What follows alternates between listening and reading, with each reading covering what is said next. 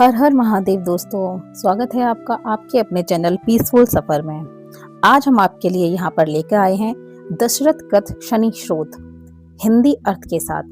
दोस्तों, राजा दशरथ को तो हम सभी जानते हैं, बहुत ही प्रसिद्ध चक्रवर्ती राजा थे जो सातों द्वीपों के स्वामी थे। उन्होंने ही इस श्रोत की रचना की थी। इस श्रोत की रचना के पीछे क्या वजह थी? उनके राज्यकाल में एक बार ज्योतिषियों ने शनिदेव को कृतिका के अंतिम चरण में देखकर राजा से कहा कि अब यह शनि रोहिणी का भेदन कर जाएगा और इसको रोहिणी संकट भेदन कहते हैं। यह योग देवता और असुर दोनों के लिए भयानक है।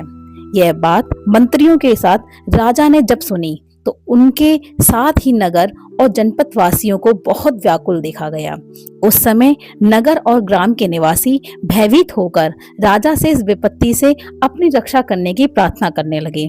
अपनी प्रजाजनों को परेशान, हैरान और व्याकुल देखकर राजा दशरथ वशिष्ठ ऋषि और सभी प्रमुख ब्राह्मणों से कहने लगे कि हे ब्राह्मणों, इस समस्या का कोई तो समाधान मुझे बताइए। इस पर वशिष्ठ मुनि ने कहा, प्रजापति, इस नक्षत्र यानी रोहिणी में यदि शनि भेदन होता है, जो प्रजा जन सुखी भला कैसे रह सकती है? इस योग के दुष्प्रभाव से तो ब्रह्मा एवं इंद्र देवता की भी रक्षा करने में असमर्थ होते हैं। विद्वानों के जब यह वचन राजा ने सुने तो उन्हें ऐसा प्रतीत हुआ कि अगर इस संकट की घड़ी को ना टाला गया तो उनकी प्रजा उन्हें कायर कहेगी। तब राजा ने विचार किया और साहस को बटोरकर एक दिव्य धनुष और दिव्य आयुष से युक्त होकर रथ को तीव्र गति से चलाते हुए चंद्रमा से भी 3 लाख योजन ऊपर नक्षत्र मंडल में अपने रथ को लेके गए और मणियों और रत्नों से सुशोभित स्वर्ण निर्मित रथ में बैठे हुए महाबली राजा ने रोहिणी के पीछे आकर रथ को रोक दिया। सफेद घोड़ों से युक्त और ऊंची ऊंची ध्वजाओं को लेकर सुशोभित मुकुट में जड़े हुए बहुमूल्य रत्नों से प्रकाशमान राजा दशरथ उस समय आकाश में दूसरे सूर्य की भांति चमक रहे थे। शनि को कृतिका नक्षत्र के पश्चात रोहिणी नक्षत्र में प्रवेश का एक शुक्र देखकर राजा दशरथ बाण युक्त धनुष कानों तक खींचकर भरकटियां तानकर शनिदेव के सामने डटकर खड़े हो गए।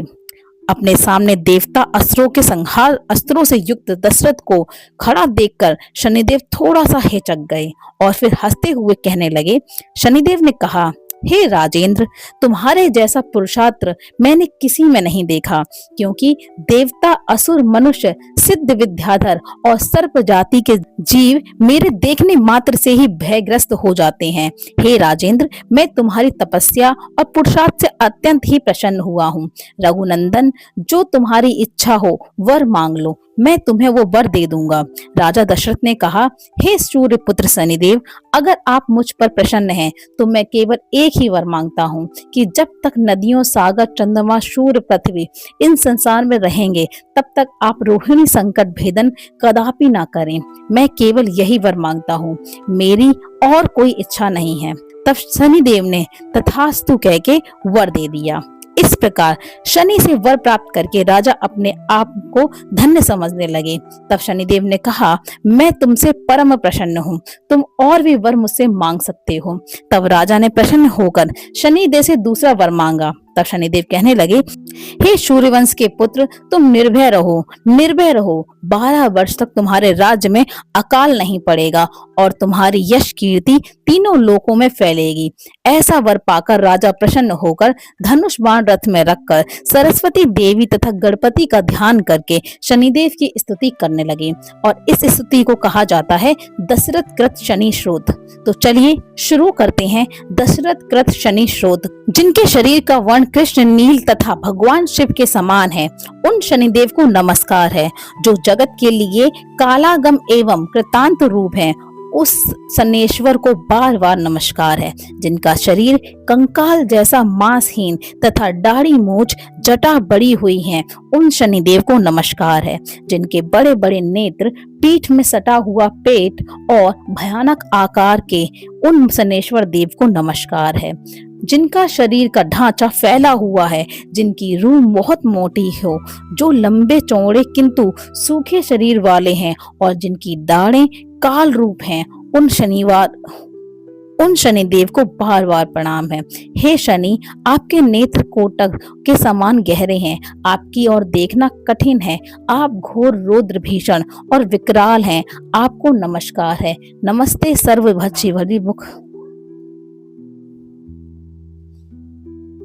बलि मुख, आप सब कुछ भक्षण करने वाले हैं, आपको नमस्कार है। सूर्य नंदन भास्कर पुत्र अभय देने वाले देवता, आपको प्रणाम है। नीचे की ओर दृष्टि रखने वाले शनि देव, आपको नमस्कार है। आपने तपस्या से अपनी देह को दग्ध कर लिया है, आप सदा योग्य भास में तत्पर, भूख से आतुर और अतृप्त रहते हैं, आपको सदा सर्वदा नमस्कार है।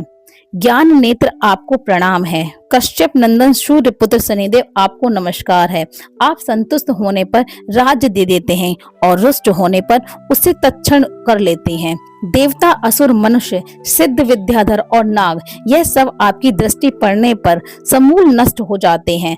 देव, मुझ पर प्रसन्न होइए, मैं वर पाने के योग्य हूँ और आपकी शरण में आया हूँ। राजा दशरथ के इस प्रकार प्रार्थना करने पर ग्रहों के राजा महाबलवान सूर्य पुत्र शनिदेव बोले, उत्तम व्रत के पालक राजा दशरथ, तुम्हारी इस स्तुति से मैं अत्यंत संतुष्ट हुआ।